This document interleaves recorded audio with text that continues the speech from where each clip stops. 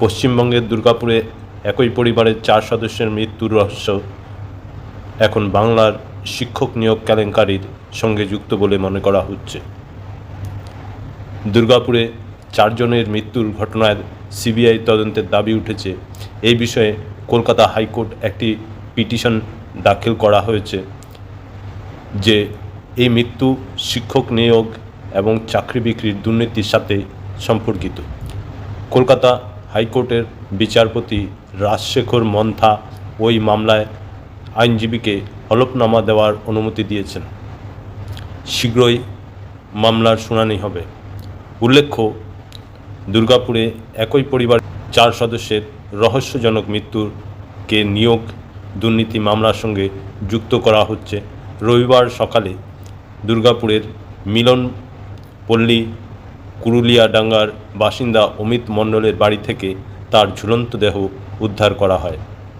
বাড়িতে তার স্ত্রী, 10 বছরের ছেলে ও 1 বছরের মেয়েকে মৃত অবস্থায় পাওয়া যায়। প্রসঙ্গত, অমিত মণ্ডল তার মৃত্যুর আগে পারিবারিক গ্রুপে মানসিক হয়রানির একটি বার্তা পোস্ট করেছিলেন, কিন্তু অমিতের কাজিন অভিযোগটি অন্য কিছু বলে জানিয়েছেন।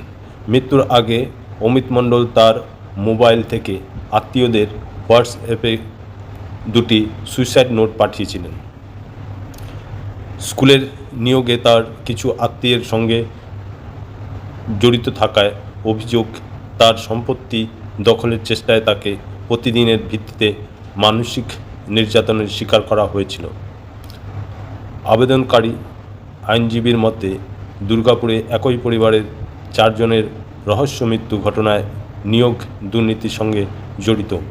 তিনি আদালতকে বলেছেন যে তদন্তে জানা গেছে যে তার মৃত্যুর আগে অমিত মণ্ডল তার মোবাইল ফোন থেকে তার আত্মীয়দের হোয়াটসঅ্যাপ গ্রুপে 2টি সুইসাইড নোট পাঠিয়েছিলেন। আবেদন জানিয়েছেন অ্যাডভোকেট শামীম আহমেদ হাইকোর্টে আবেদন করেছেন।